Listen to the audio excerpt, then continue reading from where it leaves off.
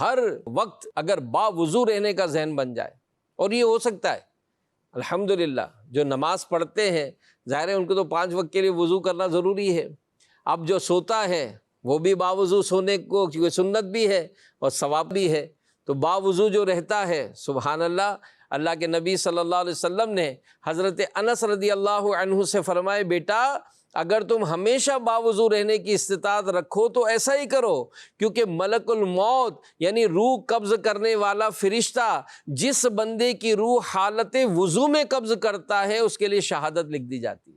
زندگی کا سفر تو اب ختم ہوتا جا رہا ہے، نہ جانے کس وقت ایسا ہو کہ سوئیں تو سوئے رہ جائیں، نہ جانے کس وقت پانی پی رہے ہیں تو پانی پیتے پیتے ڈھلک جائیں، کھڑے کھڑے ہی لوگ گر جاتے ہیں، انتقال ہو جاتا ہے۔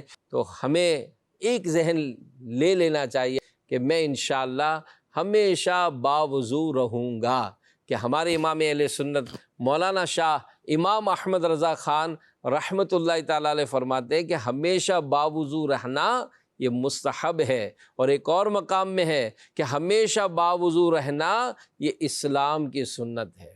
اور پھر یہ نماز جو ہے وہ اس کی پابندی رہتی ہے، بلکہ یہاں تک بعض نیک لوگوں نے فرمایا ہے کہ جو ہمیشہ باوضو رہتا ہے اللہ پاک اسے 7 فضیلتیں عطا فرماتا ہے۔ نمبر 1، ملائکہ اس کی صحبت میں رغبت کریں۔ نمبر 2، قلم اس کی نیکیاں لکھتا رہے۔ نمبر 3، اس کے اعضاء تسبیح کرتے ہیں۔ نمبر 4، اس کی تکبیر اولو فوت نہ ہو۔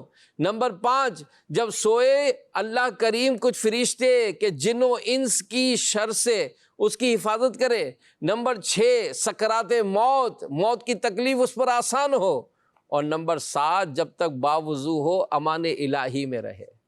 یہ ساری برکتیں چاہتے ہیں نا کہ جناب یہ ساری برکتیں ملیں، میں بھی رب تعالیٰ کی رحمتوں کے سائے میں رہوں، میرا آخری جب وقت ہو میری نزا کیا جو معاملہ ہے میرے لیے آسان ہو جائے، آسانی سے میری موت ہو جائے، اور پھر جناب کیا ہی بات ہو کہ میرے اعضاء باوضو رہنے سے تسبیح کر رہے ہوں، میرے لیے نیکیاں جو ہے وہ فرشتے لکھی جا رہے ہیں۔ اور پھر حکیم الامت مفتی احمد یار خان فرماتے ہیں کہ بعض صوفیہ فرماتے ہیں کہ پاک کپڑوں میں رہنا، بڑی خوبصورت بات ہے، پاک کپڑوں میں رہنا، پاک بستر پر سونا، ہمیشہ باوضو رہنا، یہ دل کی صفائی کا ذریعہ ہے۔ جگمگائیں دل کو، اپنے دل کو روشن کریں، اپنے معاملات کو اچھے کریں، جنت میں لے جانے والا یہ خوبصورت عمل کریں، اور ہمیشہ باوضو رہیں۔